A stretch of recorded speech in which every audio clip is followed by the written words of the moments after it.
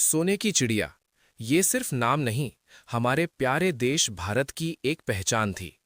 सोने की चिड़िया, यही नाम दूसरे देशों के लोगों के यहाँ आने का लालच बना। दूसरे देशों से आए लोगों ने यहाँ सदियों से रह रहे मूल निवासियों के भोलेपन का फायदा उठाया और विश्वासघात किया। उन्होंने खुद को श्रेष्ठ और यहाँ के मूल निवासियों को नीच समझा।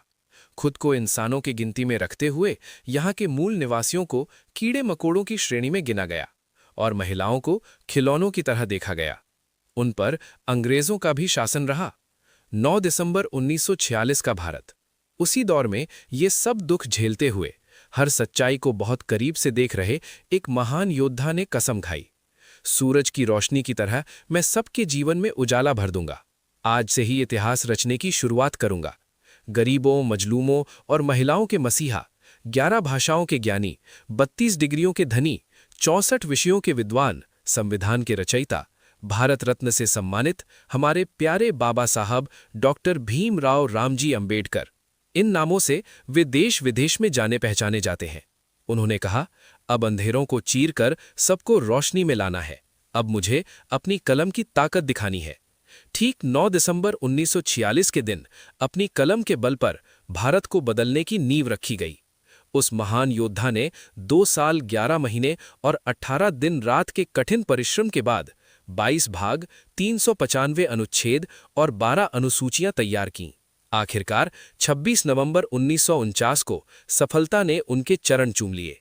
उन्होंने अपनी कलम रोकी और उसे नाम दिया संविधान। इसे युद्ध कहना गलत नहीं होगा, क्योंकि खुद से और समाज से लड़कर खुद को इस तरह साबित करना दुनिया में विरले ही कर पाते हैं। 26 जनवरी 1950 का भारत। संविधान लागू होने के बाद खुशी और गम की लहर एक साथ उठी। संविधान जनता की ढाल बना और राजाओं के राज का अंत हुआ। जो नागरिक कीड़े मकोड़ों की गिनती में थे, वे इंसानों की गिनती में आए। महिलाएं अब खिलौना नहीं रहीं, वे बहन, बेटी, माँ और देवी बनी। जंजीरों से पीछा छूटा, हक मिला, बोलने का, पूछने का, पढ़ने का, हक मांगने का, साथ उठने बैठने, खाने पीने का, मेहनत के बदले सम्मानजनक जीवन जीने का।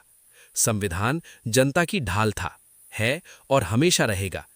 26 जनवरी 1950 को मिली उस खुशी को लोकतंत्र की खुशी के रूप में याद करते हुए हर वर्ष हम सभी गणतंत्र दिवस मनाते हैं। संविधान सबकी रक्षा करता है, इसलिए हमें भी इसका आदर और सम्मान करना चाहिए। संविधान में 26 जनवरी 2026 गणतंत्र दिवस की हार्दिक शुभकामनाएं। गर्व से कहो, जय हिंद, वंदे मातरम।